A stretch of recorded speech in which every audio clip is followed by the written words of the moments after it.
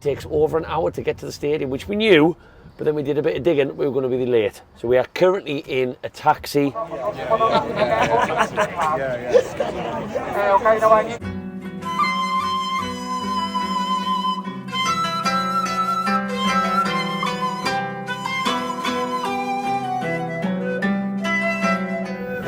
Welcome back to Black and White Banter, you lovely ladies and gentlemen, and it is match day. I still need to touch up on my Japanese. I don't know how to say it's match day in Japanese, and my God, in true Black and White Banter style, I've had an absolute nightmare start to this day.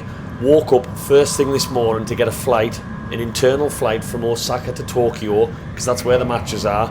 We've missed our flight because the bus wasn't going to get us there in time at 5 in the morning. So we've now had to fork out £65 for a train. Same price as what you would pay in England. So I'm currently on the fastest train in the world, the bullet train. So I'm about 100 quid down. It's not even 8 o'clock. So I've just had a McDonald's breakfast, a coffee.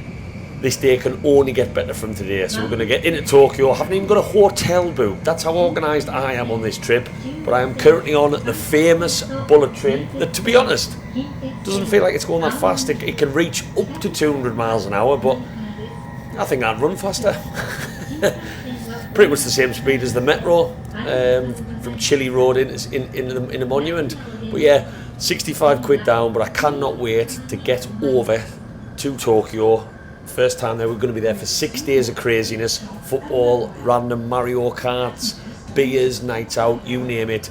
This trip just gets more mad, but we're leaving the deer chasing behind. We're leaving the temples behind.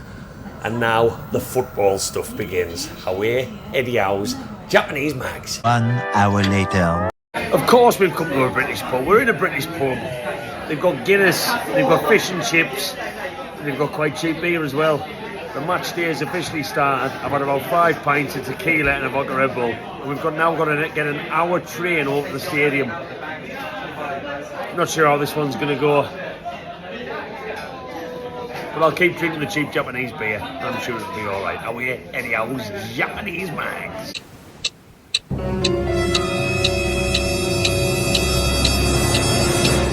It was at this moment that he knew.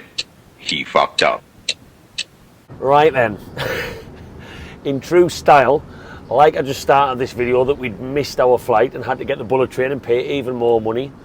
Me and Mr. Steenberg, just sat to my right here, we decided to sit in a lovely little British pub surrounded by other Japanese people and drink, you know, vodka Red Bulls, pints, and then we realised, shit, it takes over an hour to get to the stadium, which we knew, but then we did a bit of digging, we were going to be late. So we are currently in a taxi. We're drinking 9% cans to take away the pain of the fact that I'm going to arrive way later to the Saitama Stadium. And the home of the Urawa Red Diamonds. We're going to arrive there way later than expected, pretty much with 10 minutes to kick off. But every cloud, it is absolutely lashing down outside. So, you know, on match day, the first day of bad weather we've had since we've been here, it's decided to go true British style. So, in keeping with what we're used to as fans, but these 9% cans I watched off a YouTube video. It's called Strong Zero. Couldn't be any further from the truth of being zero. These might get us in the mood. But yeah, not the best, not the best day. First match day, Eddie Howe's Japanese mags. But we are on the way. We're in the dry. So, you know, there's no point crying over spilt milk. We'll drink a bit more. We'll hopefully get the match in for kick-off at least. But yeah, not the most ideal start. 45 minutes late to the first match. So this is definitely not the YouTube channel that you want to be watching if you want to get all the pre-match build-up. This is the YouTube channel for two men who have had the best intentions of going to the game, very excited for the game, but also wanted to just, you know, have a couple of beers, do a quick Google check, as I think we did. We did do a match day one will be on Saturday. This is just a random day. Yeah, Tune in on Saturday for match day. So we've got another round of the Steenie's got them in his hand. These 9% cans that are apparently absolute rocket fuel, which I can feel that they definitely are. The 9%. The taxi man stopped to get us some more of them to ease the pain, to cover those wounds. And we're going to miss the full first half. So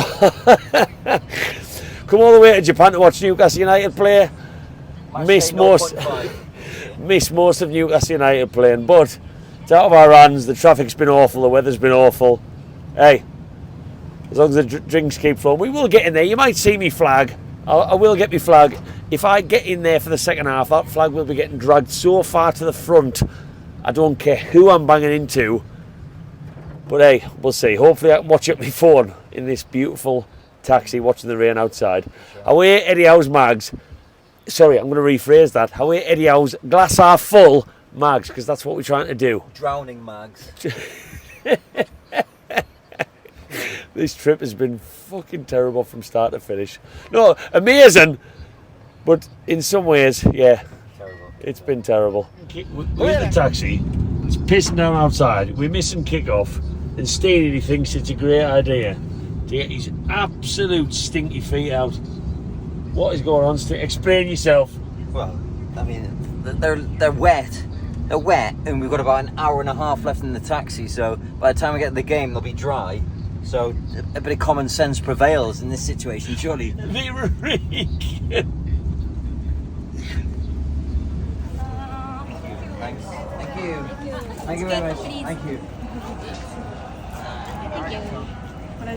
Arigato. Arigato. Right, just...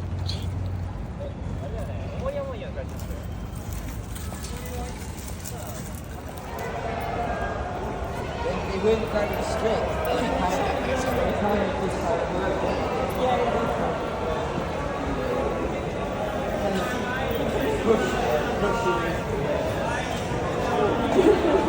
You've made it. You've made it. Obviously, I'll zoom in on the Eddie Howe's mags. Uh-oh! Here we go. We're all going to Japan.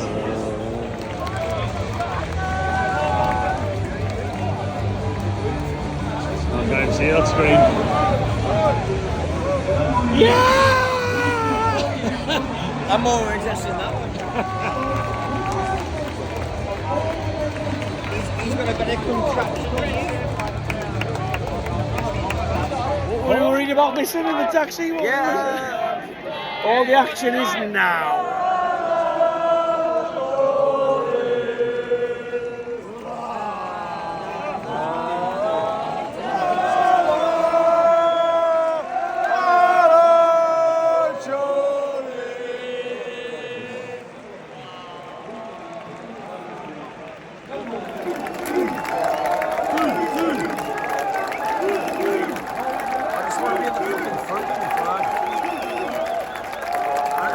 It's not his fault, but come on. These players would like probably laugh at the flag. It's so annoying. There's no difference between what they're doing and what you're doing. It's not as though they're going to be like, oh, they're going to come in. Look, there's a photo being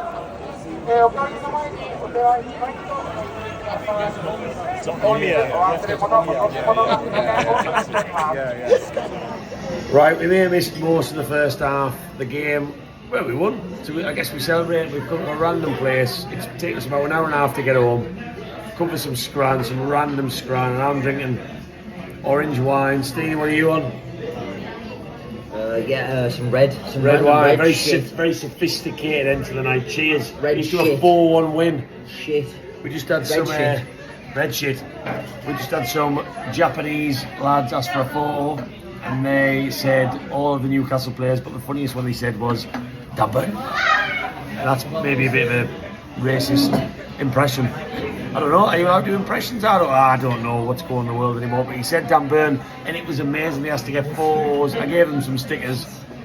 But yeah, post-match orange wine. I can't say that very often, with some beef stew and chicken wings to come. Eddie Howe's Japanese mags on tour.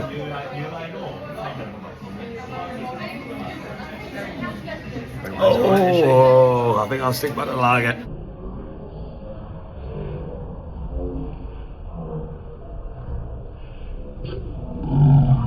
Right then, just arrived back at my accommodation, absolutely shattered. But the rain has actually held off, and Newcastle United are 1 game down in Japan. And what did we learn from that? I know what you're going to be thinking. How can you even talk about a match that you missed the first half of? Yes, I did sit in a taxi for most of the first half and get wet in running up to the stadium. It wasn't my best of days, I can't deny. But I did keep up to date what happened in the first half. Obviously, I saw Alexander Isak's goal very early on. I've watched the highlights back of that before half-time. It even hit before I even had a beer in my hand in the stadium. And then obviously most of the goals came in the second half. So I'm not going to comment on the first half. That would be very, very silly of me, as much as I can read up on it. Look, I said earlier in this video, I think pre-season is very important for a manager like Eddie Howe. In years gone by, it hasn't meant very much. Has he had much chance to experiment in this pre-season? No. Am I concerned that certain elements of who we are able to play are concerning because of this lack of transfer activity? Maybe yes. You know, Jacob Murphy, again, he's had a fly in pre-season. I'm all about that. If a player is going to play well in pre-season and then take that into the competitive stuff, great. Jacob Murphy, for me, as it stands right now, is our first choice winger by a country mile because Miguel Almiron gets nowhere near that team. And if he's going to tap in P-rollers, if he's going to score left-footed goals, which can I just say was a very good strike, whether it's friendly, whether it's not, I'm all for that, but it just highlights to me on that right-hand side, after Jacob Murphy, we do not have much depth at all. So that's the first one for me. Midfield, obviously, we know Tonali's going to come back. He is going to be playing competitive football again. It was great to see Joe Linton in there tonight. Bruno, I think he's going to play on Saturday, so that adds a little bit more excitement for these Japanese fans, who I'll touch on in a second. But there was some good standout performance tonight. I think there's a lot of things to take away from what Eddie Howe tried to do. He didn't change anything tactically from what I could see. That tells me that he's, of course, going to stick with his 4-3-3 formation that we know he loves so much. Is he waiting on the bodies coming back before he changes things to make us a little bit more tactically adaptive? Maybe a 5 at the back with Lascelles and Botman still to come into the fray? Maybe. I think that's a very, very high possibility. But do we also look to maybe strengthen in that area? Centre-back, most definitely. Kieran Trippier, is he staying? Is he going? It looks like he's gone. I don't know. They're not, like I say, on the midfield, striker options, I'm still very concerned about. Callum Wilson, Eddie Howe's, these are all things that every single Newcastle fan watching this is concerned about. And yes, I've had lots of beers as I record this right now before I go to bed. But these are just things that we need to keep talking about. Lewis Hall, I think if I was going to give a man of the match for a quite tame game in Japan, no offence to the Urawa Red Diamonds at all, but the temperature was muggy. It was raining just before the match started. And I think during the early parts of the match, because I certainly know that as I watched it out my taxi window, Lewis Hall takes the praises. I thought he was really good on the ball. His decision making was good, and then obviously he got the goal with a bit of a look of a deflection. That can only bode well. I think he is going to go on this season to have a pretty good year at left back, and I think it was always part of Eddie Howe's plan. Some people might call me dumb blind for having faith in our manager in a lot of situations, but he's come out himself and admitted at the start of last season maybe he wasn't match fit, maybe he wasn't quite ready, and now, you know, we're seeing the fruits of a Lewis Hall who maybe is up to them standards and he's looking really, really good. Midfield is a difficult one to call because Bruno's still to come in there, Tonali's still to come in there, but Joe Willock, that little run that he made for one of Jacob Murphy's goals was absolutely brilliant. Can we keep Joe Willock fit? Because a lot of people last season called for him to go. I think Joe Willock on his day offers us something that a lot of our other midfield do not have. And if we are only going to be selecting where we sign players, maybe a right midfielder, maybe a centre-back, and my God, hopefully maybe a striker, then Joe Willock could be huge for us. So fingers crossed, and I mean that with the biggest fingers crossed and toes, that he can stay fit. But yeah, look, one down in the tank in Japan. It's 36, 37 degree heat. Nobody can take that away from this group of players who've only had, a day and a half to adapt to it? After playing in Hull on Saturday, that's not easy for anyone. I can only imagine how much Dan Burn has been absolutely sweating out of his eyeballs like I have since I've arrived here. 4-1, pre-season so far, we've only conceded 1 goal and scored 6. Isn't going too bad. We've got a bigger match on Saturday, in my opinion. Bigger stadium. Bruno to come back. We still don't know anything about Gordon. I don't think Gordon's due to come back in the fray. But can we look to maybe see some transfer activity in the next couple of days? That's the big question. But I'm not too worried because the window is still open for another, month? as I record this video, hey, Eddie Howe's Mags have come to Japan. They've scored 4 goals. Job done in that sense. Eddie Howe's had a little bit of chance to tinker, but I still don't think he's got the squad where he's able to fully tinker because of injuries, suspensions, and maybe transfer activity. So on to Saturday we go. On to a lovely venue we go. And hopefully it might be a better vlog than the one that you watched on this one, because I might make the whole game and I might actually get a chance to speak to some fans. Apologies for that, Newcastle fans. But I'm still having a great time in Japan. But I seriously need some kip because I've had plenty of beers and very little sleep on this trip. Arigato, Newcastle fans. Arigato. And whack that little like and that subscribe if you're sticking around with me for the journey. Hoyara.